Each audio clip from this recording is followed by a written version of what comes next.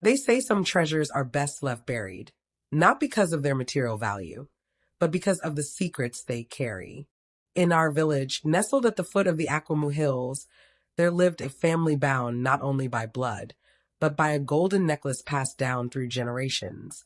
They called it the ancestral bond. But those who whispered behind closed doors called it something else, a curse. The necklace was a marvel, handcrafted centuries ago by the village's first queen, Efua Adoma. It glittered like sunlight caught in water, its gold woven with symbols of power, protection, and mystery. They said it was her parting gift to her daughters, a sign of her strength and her warning. For with great power came great burden. My grandmother, Mamia, was the last to wear it.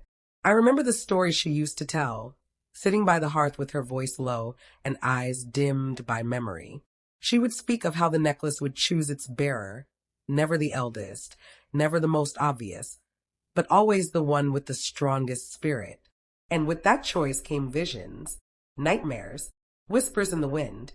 It started with dreams of fire, then shadows that followed even in daylight. But worst of all was the voice, a voice only the chosen could hear.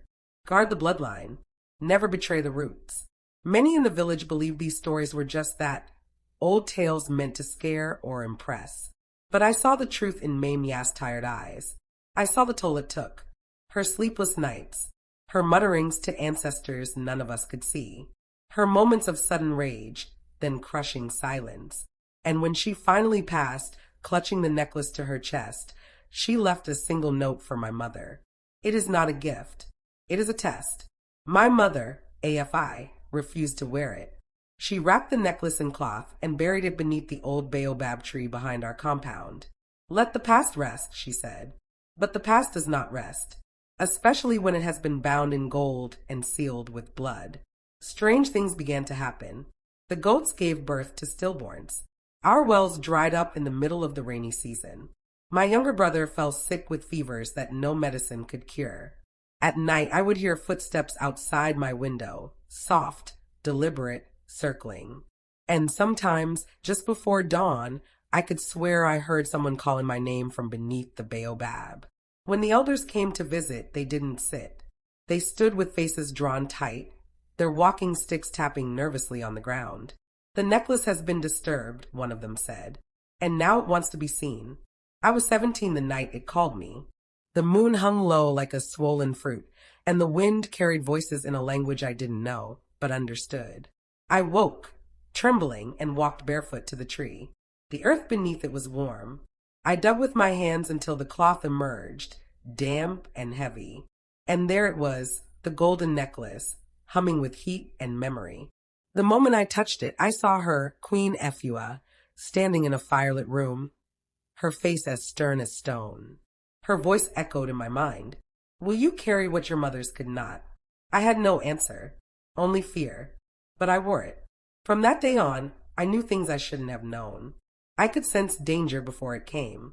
I could feel the pain of others before they spoke. And I saw death before it happened. The necklace gave, yes, but it also took. I lost friends, my smile, my peace. The curse, I realized, wasn't in the necklace itself.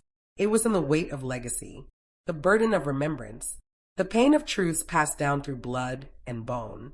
It forced us to carry the stories no one wanted to hear, the betrayals, the forgotten wars, the ancestral wounds still open beneath the skin of time. And yet, I didn't take it off, because the curse was also a lesson. In our world, some blessings were the face of suffering.